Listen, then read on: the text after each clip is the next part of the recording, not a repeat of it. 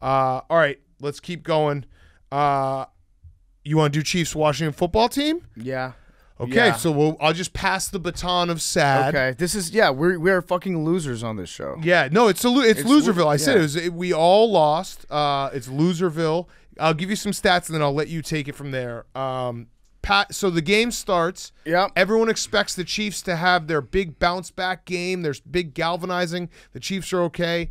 It didn't go that way. Patrick Mahomes was bad in the first half. He was 13 for 23, 222 yards, 0 touchdowns, 2 interceptions. He sucked. His mom was making excuses on Twitter saying, okay, people, this was talking about the interception where he threw it and it went through Tyreek Hill's hands, bounced up, intercepted. She said, okay, people, that should not be an interception on the QB. That should be a fumble or anything else. Just putting it out there. Go Chiefs. I love that from her. Yeah. That's ride or die. I actually like that. Yeah, from that's a mom. ride or die. I don't expect him. It would be concerning to me if the mom was like, yeah, that pass could have been better, Patrick. Yes. That's what you would expect like a hardcore dad to do. Yes. To be like, to actually give honest assessments. But mom has to have your back. Has to. Yep. All right, so last thing, and then I'll let you just take it from there. But the game turned at halftime.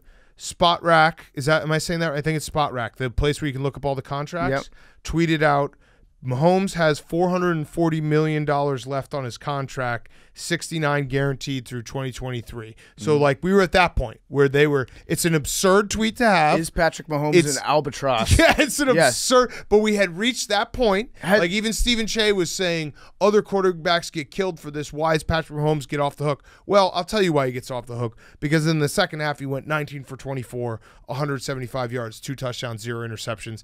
And, yeah, he's still the best quarterback in the NFL when he's like on. We were literally having the debate, like, has the league figured out Patrick Mahomes in the first half of this game? And it's like, no, trust me, he's still Patrick Mahomes. He'll be fine. Although if they did want to trade him to the Washington football team, I would give up Taylor Heineke. Yes, he's an asset, but so you take it from there. Taylor Heineke.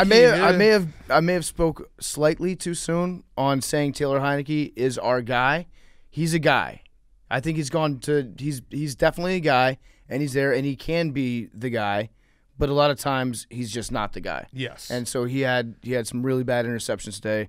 Didn't play well all in all, but I mean the main story going into this week was how, if you had told me week 1 you remember when the stadium actually leaked shit onto Washington football team fans? I do.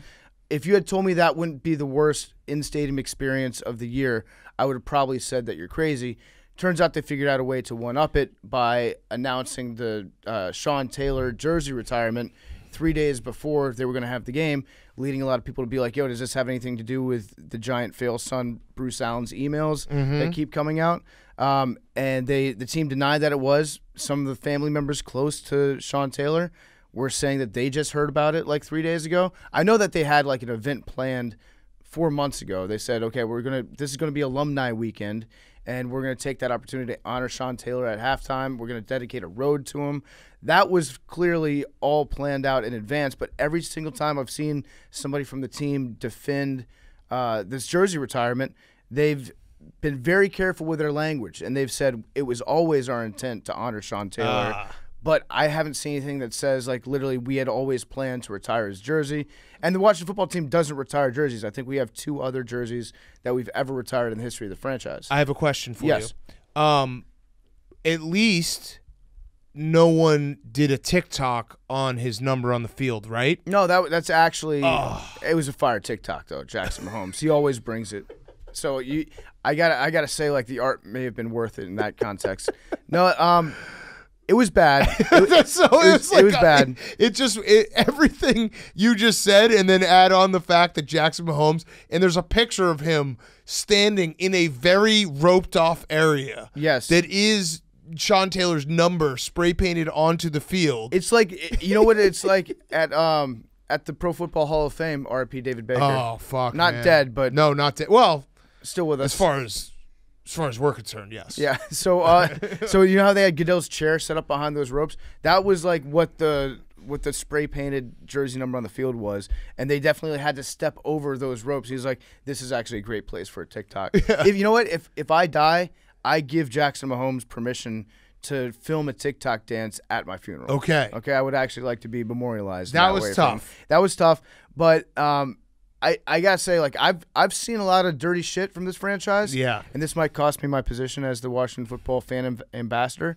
But if they literally were exploiting Sean Taylor's death, the one player that I care about, Right. the one bright spot that we've had, like Sean Taylor's my favorite football player of all time. Everybody in that city absolutely loves him.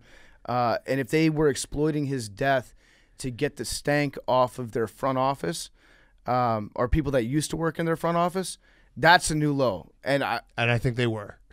I might be out. No.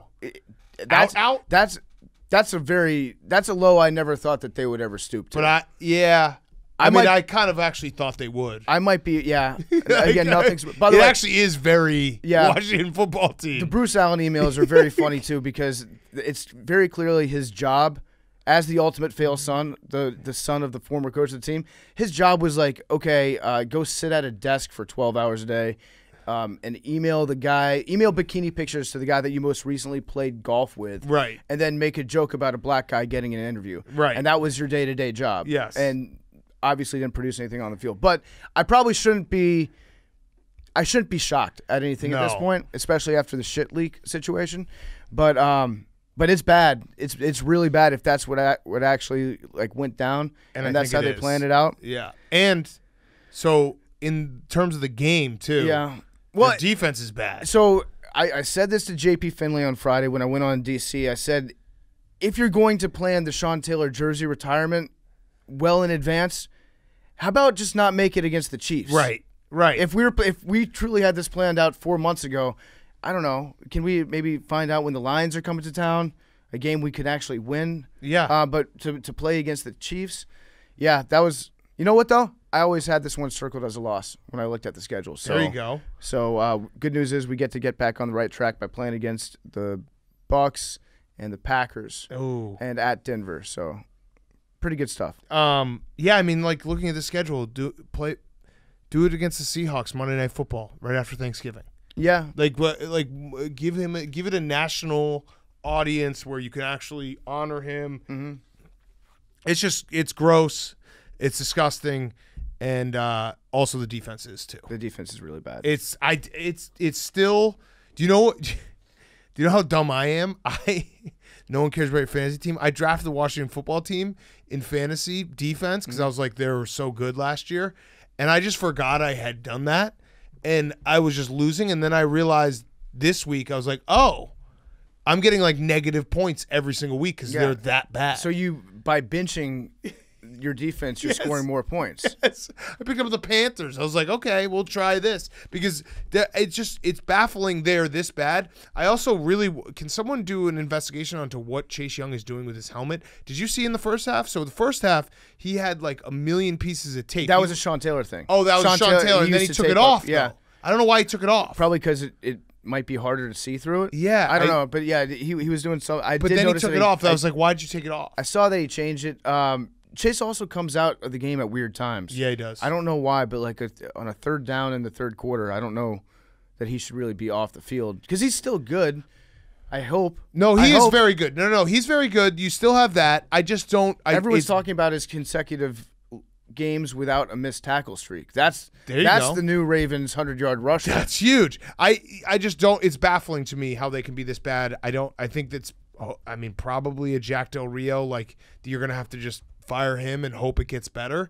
But then it doesn't help the fact that Taylor Heineke is not good. He's not. He's a guy. He's not. I think we also the last couple of weeks we've answered the question. If Ryan Fitzpatrick gets healthy, I think he has his job back. I would say at this point, yes. Right. So that kind of tells you everything about Taylor. But Heineke. we'll always have that Giants game. We always have that Giants game at Dave & Buster's, which feels like 10 years ago.